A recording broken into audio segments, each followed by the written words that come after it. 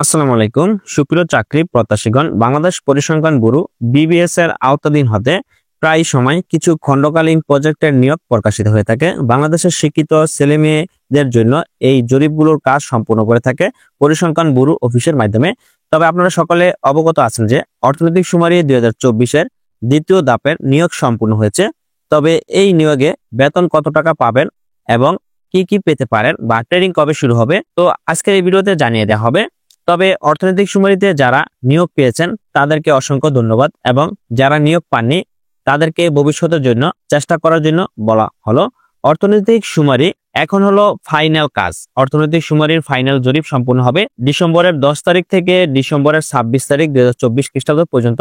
এই অর্থনৈতিক শুমারির কাজ চলমান থাকবে। তবে অবশ্যই যারা নিয়োগ পেয়েছে তাদেরকে ট্রেনিং করানো হবে। যারা গণনাকারী বা মাঠকর্মী হিসেবে নিয়োগ পেয়েছেন তাদেরকে ট্রেনিং এর মাধ্যমে 4 দিন ব্যাপী ট্রেনিং সম্পূর্ণ করে তাদেরকে মাঠের তথ্য সংগ্রহ করার জন্য প্রেরণ করা হবে।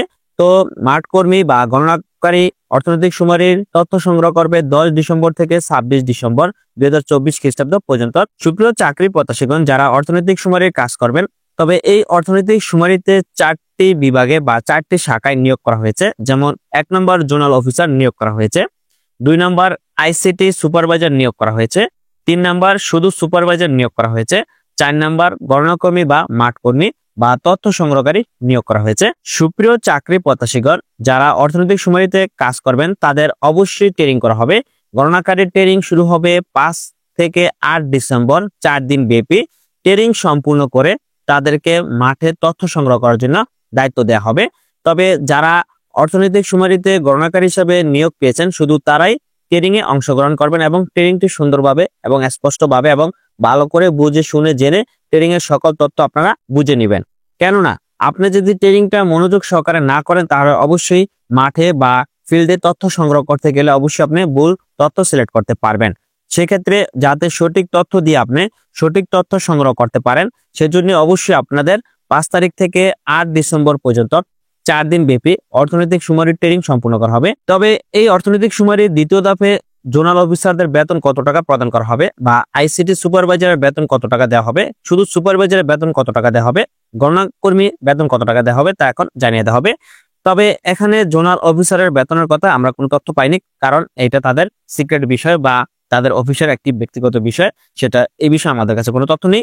তবে 2 নম্বর যারা আইসিটি সুপারভাইজার আছেন তাদের বেতন প্রদান করা হবে 22,000 টাকা, এবং যারা সুপারভাইজার তাদের বেতন প্রদান করা হবে 22,500 টাকা, এবং যারা গণনাকর্মী বা গণনাকারী বা মাঠকর্মী তথ্য সংগ্রহ করবেন তাদের বেতন প্রদান করা হবে 20,000 টাকা।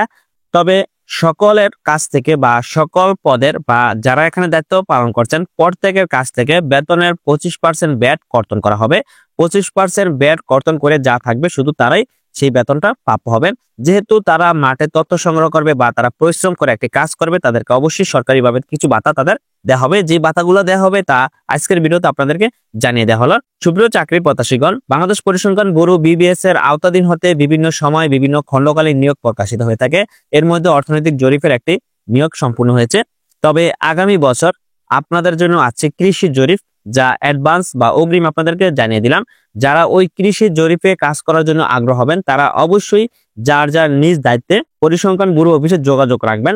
কখন সার্কুলারটি প্রকাশিত হয় সেই বিষয়ে আপনারা একটু খেয়াল রাখবেন বা খোঁজ খবর রাখবেন, তাহলে আপনি সেই সার্কুলার অনুযায়ী প্রয়োজনীয় কাগজপত্র জমা দিয়ে যোগ্যতার ভিত্তিতে নিয়োগ প্রদান করা হবে। সুপ্রিয় চাকরি প্রত্যাশীগণ, ধন্যবাদ সকলকে। ভালো থাকবেন, সুস্থ থাকবেন। আল্লাহ হাফেজ।